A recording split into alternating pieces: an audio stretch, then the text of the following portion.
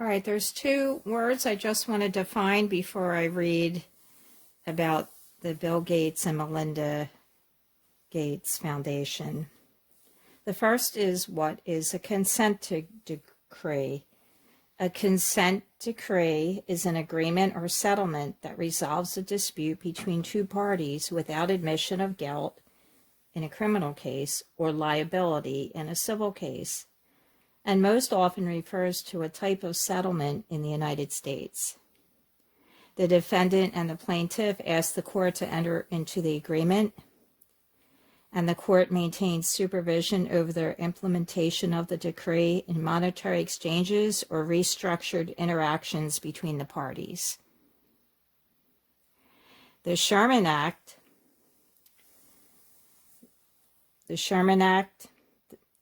is not to protect businesses from the working of the market. It is to protect the public from the failure of the market. The law directs itself not against conduct, which is competition, even severely so, but against conduct which unfairly tends to destroy competition itself. And this was an important act that was signed into law by President Benjamin Harrison on July 2nd, 1890. So in the United States, we have competition, and it's actually deemed to be a good thing. Now let's start with the lawsuit from the federal government to Microsoft. So it started with the Federal Trade Commission in 1992, began an inquiry over whether Microsoft was abusing its monopoly on the PC operating system market. The commissioners deadlocked with a 2-2 vote in 1993 and closed the investigation. But the Department of Justice, led by Janet Reno, opened its own investigation on August 21st of that year, resulting in a settlement on July 15th, 1994, in which Microsoft consented not to tie other Microsoft products to the sale of Windows, but remained free to integrate additional features into the operating system.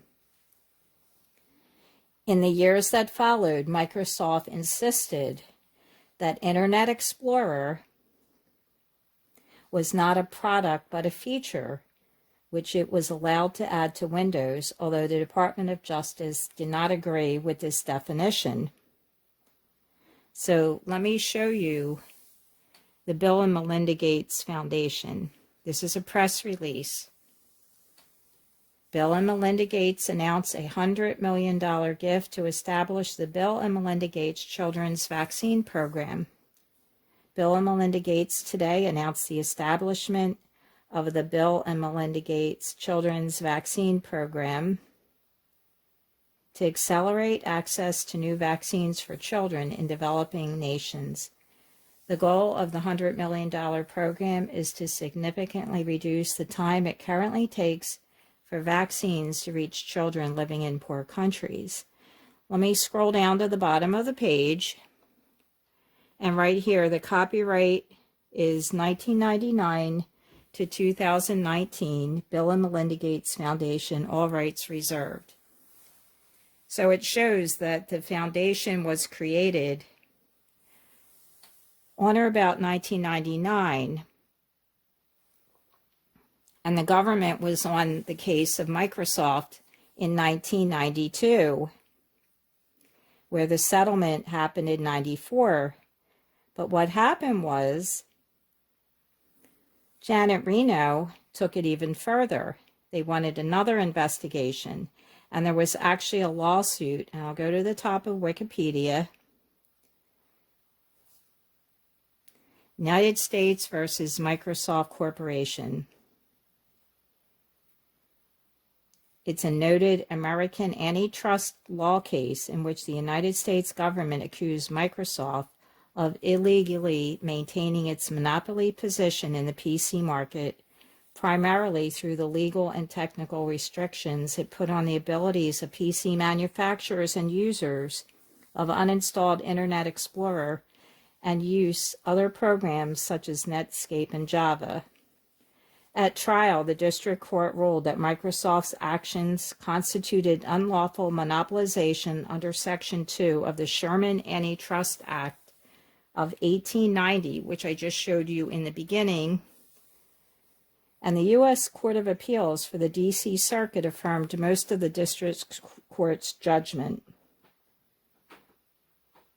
They said Microsoft had abused monopoly power on Intel-based personal computers in its handling of operating systems and web browser integration.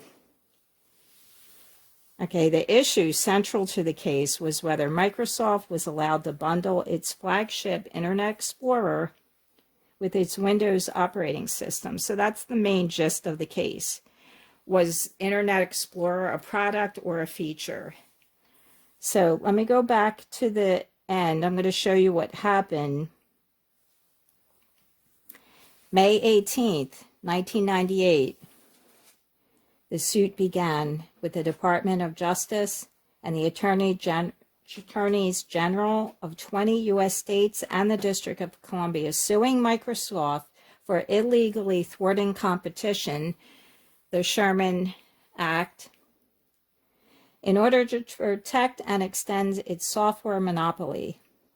In October of 1998, the U.S. Department of Justice also sued Microsoft for violating a 1994 consent decree, which I showed you, consent decree. It was an agreement between the parties. And now they're filing a lawsuit because they said you didn't adhere to our agreement. Okay, so they're saying that Microsoft forced computer makers to include the Internet browser, Internet Explorer, as part of the installation of Windows. So they didn't, he was forcing them, so he's thwarting the competition. So this is why there was a lawsuit. But remember, he started the foundation like the same year or shortly after, like 1999, 98, 99. So he got wind of what was going on with his monopoly. Now, this is his beloved company. He loves it maybe even more than his kids, allegedly. I have a father that owned a business, and he spent more time in his business than he did with his children. And that can create problems. I do remember Bill Gates saying back then, in the 90s or 2000s, that he was only going to give his children so much money. And that was all they were getting. So I don't know what kind of father would say that, but that's my opinion. So Bill Gates was called, quote, evasive and non-responsive, quote, by a source present at his videotaped deposition. He argued over the definitions of such words as compete, concerned, ask, weigh. Certain portions of the proceedings would later provoke laughter from the judge when an excerpted version was shown in court. Business Week reported that, quote, early rounds of his deposition show him offering obfuscatory answers and saying, I don't recall, so many times that even the presiding judge had to chuckle. So it was a fiasco, this trial. Then there was a judgment made. Judge Thomas Penfield Jackson issued his findings of fact on November 5th, 1999, which stated that Microsoft's dominance of the x86-based personal computer operating system market constituted a monopoly, and that Microsoft had taken actions to crush threats, including Apple, Java, Netscape, Lotus Software, Real Networks, Linux, and others. Judgment was split in two parts. On April 3, 2000, he issued his conclusions of law, according to which Microsoft had committed monopolization.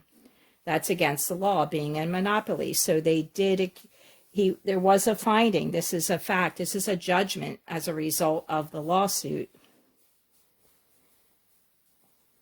Okay, so on June 7, 2000, the court ordered a breakup of Microsoft as its remedy. Well, now here's the problem.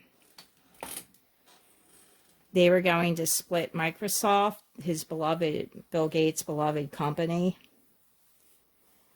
And around the same time, he forms the foundation to provide the big V, and I'm going to call that personal protection injection from now on when I say the V word, and I don't mean the female parts. I'm talking about what Bill Gates has been doing for the last 21 years. This is big plan. According to that judgment, Microsoft would have to be broken into two separate units, one to produce the operating system and one to produce other software components. So they didn't want Microsoft and Internet Explorer to be together. It was a monopoly. Well, what any good company would do, and that would be file an appeal, which Microsoft did. Okay, they filed the appeal, and they went to the U.S. Supreme Court. And it goes into more legal jargon, but there was something else about the settlement. Okay, so this is important because as a result of the appeal, the settlement was really like just a slap on the wrist. That's what it says here, and I kind of agree. On November 2nd, 2001, the Department of Justice reached an agreement with Microsoft to settle the case. The proposed settlement required Microsoft to share its application program interfaces with third-party companies and appoint a panel of 3 people who would have full access to Microsoft's systems, records, and source code for 5 years in order to ensure compliance. However, the Department of Justice did not require Microsoft to change any of its code or prevent Microsoft from tying other software with Windows in the future. On August 5th, 2000, Microsoft announced that it would make some concessions towards the proposed final settlement ahead of the judge's verdict. So Microsoft didn't even wait for the judge to make the verdict. They said, well, we're gonna comply now, because now there's a lawsuit. Before it was just a consent decree. It was like an agreement. But they didn't follow the agreement according to the government. So there was a settlement, let's see, 9 states, California, Connecticut, Iowa, Florida, Kansas, Minnesota, Utah, Virginia, and Massachusetts, and the District of Columbia, which had been pursuing the case together with the Department of Justice, did not agree with the settlement, arguing that it did not go far enough to curb Microsoft's anti-competitive business practices. On June 30th, 2004, the U.S. Appeals Court unanimously approved the settlement, with the Justice Department rejecting objections that the sanctions were inadequate. So they rejected the 9 states, and they just went ahead with the government and Microsoft making the agreement. The dissenting states regarded the settlement as merely a slap on the wrist. Industry pundit Robert X. Crangley believed a breakup was not possible, and that, quote, now the only way Microsoft can die is by suicide, unquote. And then there's some other things about how Bill and the other CEO said something like they were going to just leave the company, and maybe they were going to have the company commit suicide, as they set up here. All right, so now I want to take you over to the current Bill Gates today, 2020. This is an article on Fierce Pharma.